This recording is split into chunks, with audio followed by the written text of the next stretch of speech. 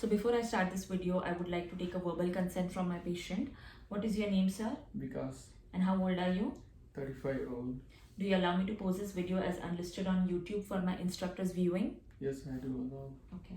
So I'm gonna do a lung and thorax exam for my patient. I have already washed my hands and I'll introduce myself. Hi, my name is Neelam Pingal and I'm a nurse practitioner student, and I'm gonna do your lung and thorax exam.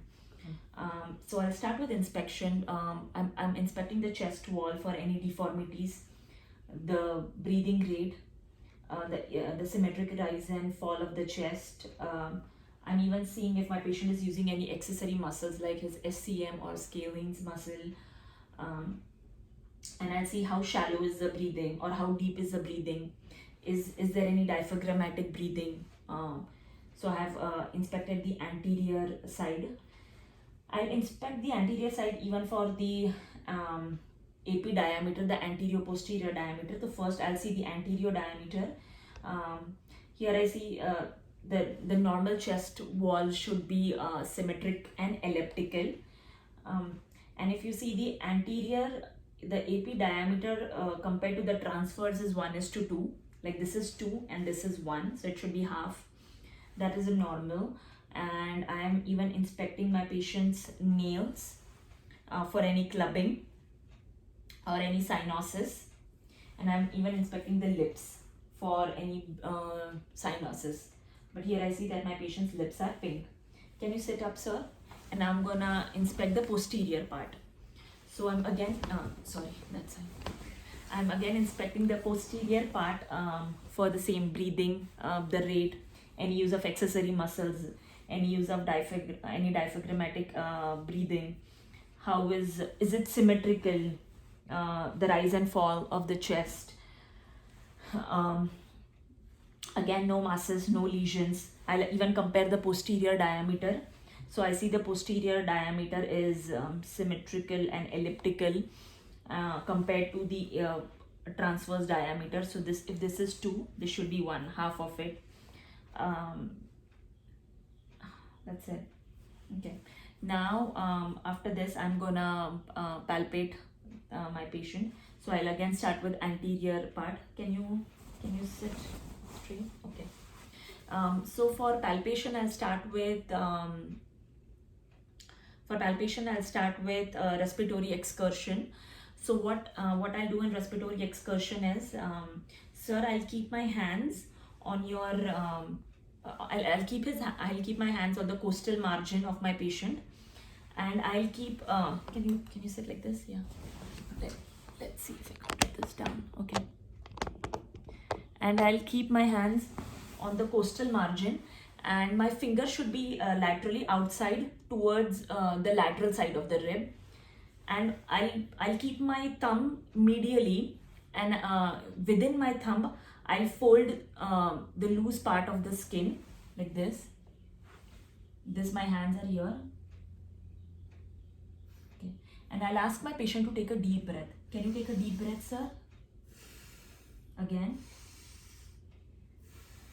So as we can see, when my patient is taking a deep breath, I have to check if how far my thumbs are moving and is it symmetrical on both the sides. When my patient is breathing deep, I have to see if it is if the lungs expand symmetrical, and when he's exhaling, I have to see if the the symmetric expansion and contraction basically. So that was the anterior side. Now I'm going to do the posterior side. On the posterior side, we have to keep it around the 10th rib. Again, the same thing. Can I go a little forward? Thank you. So again, sir, I'm going to do it on the posterior side now. So my finger should be on the lateral side of his ribs, and my thumb should be medially again, holding the loose skin of the fold towards the spine. And again, I tell my patient to take a deep breath in and out, and I should see my thumb expanding symmetrically. Can you take a deep breath?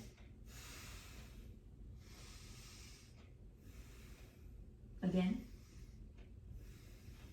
Okay. So here we can see the symmetric expansion of the chest. Now I'm gonna do tactile fremitus. For that, I'll start with anterior again. So for tactile fremitus, I'll ask my patient to say 99. What fremitus is, it's the vibration of the words when the patient is speaking from the bronchopulmonary tree. The vibration comes and hits your hand. It comes and hits the chest wall. And if you're keeping the hand on the chest wall, you could feel those vibrations coming. So, sir, you have to say 99, and I'll just keep moving your hands. Keep moving the hands. And here I'll do side by side so I can compare. Can you look here? Okay. So I'll start with the anterior one. 99, 99, 99, 99, 99, 99, 99, 99. So I could hear the vibe. I could feel the vibrations. Again, I was comparing side to side because when you compare side to side, you can feel, you have to feel if the vibrations are coming equally or not. If they are not coming equally, that means there is some consolidation there. Can you go on this side? Okay, thank you. And now I'm going to check the posterior part. So for the posterior part, I'll do the same thing. I'll ask my patient to say 99 and I'll again compare side to side. So can you say, and I'll make sure that I don't, because if I do it on the scapula on both the sides, I'm not sure if I will be able to hear the vibration. 99, 99, 99, 99, 99, 99, 99, 99. Okay, so the vibrations are very clear. I even covered the lateral side, which is the lower lobe on the left and the right side. Okay, thank you. Now after this, I'm gonna check for the costochondrial tenderness. So costochondrial tenderness is nothing but any tenderness on the rib area where it is attached to the sternum. So I'll start from the top and I'll just palpate and I'll ask my patient if it's tender or not. Is it tender? No. And while I'm palpating this, I'm even checking for any crepitus. No. Is it tender? No. Okay. So I was even palpating for, so I should start from the top, like all the way till the bottom. And I was even checking for the crepitus, which is like a crackling sound when there is an air trapped into the subcutaneous tissue. After this, I'm gonna go ahead and do the percussion. So percussion is done to establish, to see if there is under the underlying tissue, is there any fluid or any air or any consolidated mass. So again, for the percussion, I'll do side to side. Now why we do side to side again is to compare the abnormalities. Like here, if there is an air filled, so we can easily compare here if it should be again resonant, or if we can hear any other sound, like any consolidated, like dull sound. So that's why we do side to side to compare. That is called a ladder fashion. Now the technique for percussion. So I'm gonna use my middle finger of the left hand, which is a pleximetar finger, and with my right hand of the middle finger, again plexor finger, I'm gonna hit on the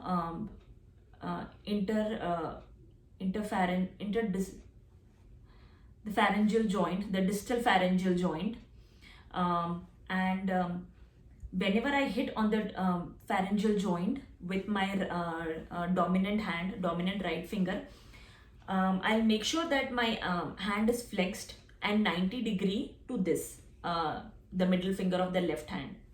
Secondly, whenever I place my hand, I'll make sure that my the other fingers are not resting on his chest, or else it will dampen the vibration. So I have to keep these fingers floating. I have to keep this flexed, and I'll make sure that this is 90. Now I'll start with percussion. So I'll again percuss side to side. I'm first gonna start the anterior side, sir. Okay. Yeah. So I'll just hit with this.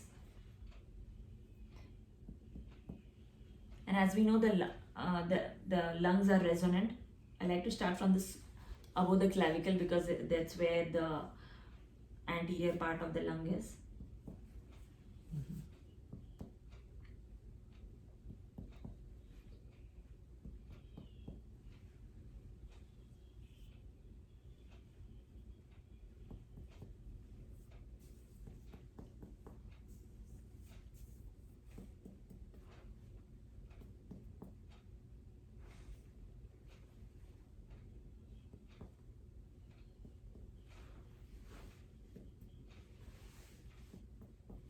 Okay, so I could hear the resonance over the lung field. Now, sir, I'm gonna check your posterior side. So for the posterior side, the same thing. I'll palpate, I'll percuss.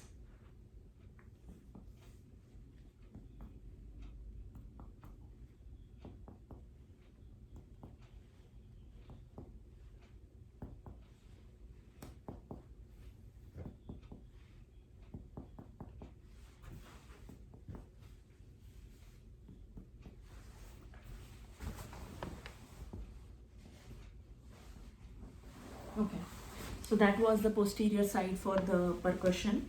Now I'm gonna check for, and I heard resonant all over my patient's lung. Now I'm gonna check for the diaphragmatic excursion. Now what diaphragmatic excursion is, again I'll check it on the posterior side. So you have to first find out the borders of the lungs, which are resonant. Once you find out the borders of the lung, then you have to find the borders for your diaphragm, which should be dull because it's an organ.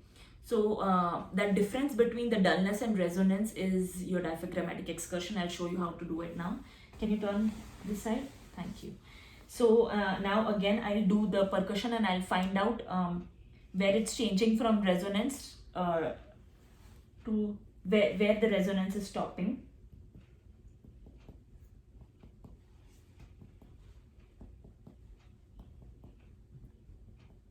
Okay. So now I'll ask my patient to take a deep breath. And when my patient, 1 minute, sir. So when my patient takes a deep breath, the diaphragm should come down when he's taking a deep breath, and that's how I'll find the dullness. So you have to take a deep breath and hold the deep breath. Hold your breath in. Okay. Exhale. And I'll mark because I found the dullness here. Okay. Again on this side. Now I'm not going to start from the top. You have to take a deep breath and hold it, okay?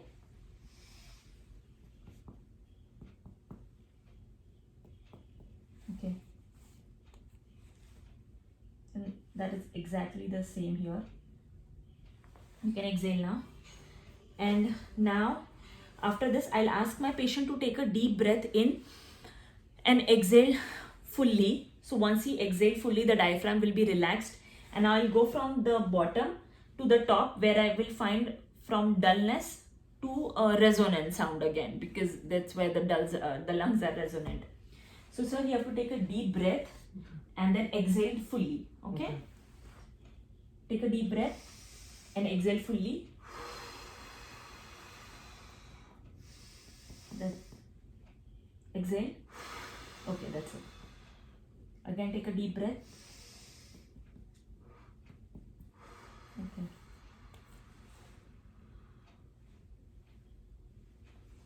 One last time, take a deep breath and exhale fully.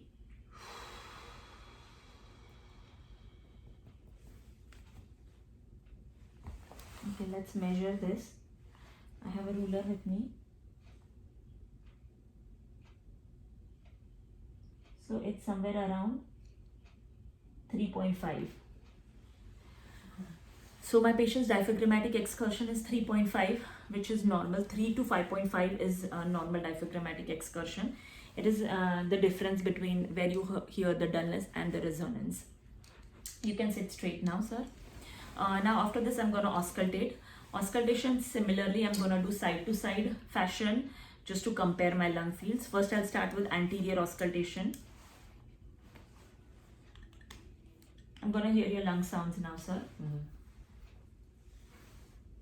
Can you sit this way? Okay. So whenever my diaphragm, whenever my stethoscope touches your chest, you have to just take a deep breath in and out. Okay.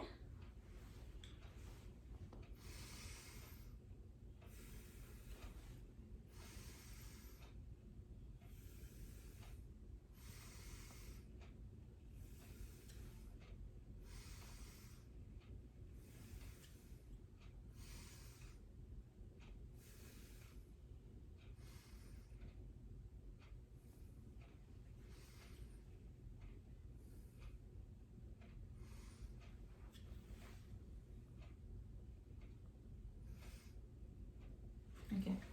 So I did the anterior side, and I'm even gonna listen on the lower lobes of the right and the left side. Take a deep breath, sir. Okay. Take a deep breath. Good. Now I'm gonna listen on the back. Can you? No, this side.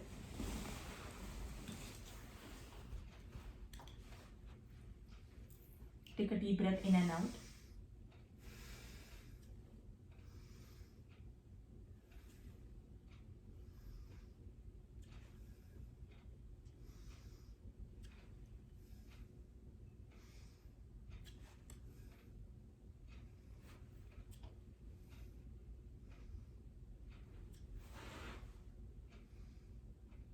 Okay, good. So I was listening for the lung sounds. My patient lung sounds are clear. You can sit straight, sir, now. My patient lung sounds were clear, but the abnormal lung sounds, we could hear crackles or wheezing in asthma, crackles in any heart failure, or rhonchi, or stridor, which is like a crowing sound. But here my patient lung sounds were clear on both anterior, posterior, and right side lateral and left side lateral. Now the last test I'm going to do is a special test called as egophony. This test is usually done to see if a patient is having any lobar consolidation or not, or any consolidation anywhere. So in this test, I'll tell my patient, I'll auscultate his lungs, and I'll tell my patient to say E. Like you have to say E, okay? And if there is no consolidation, I should hear E as muffled E only. But if I hear E as A or anything that's that sounds like A or A, so that means there is a consolidation. That's why we are not clearly getting the vibration.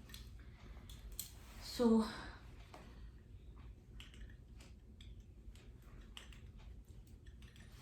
okay, can you say E? E. E. E.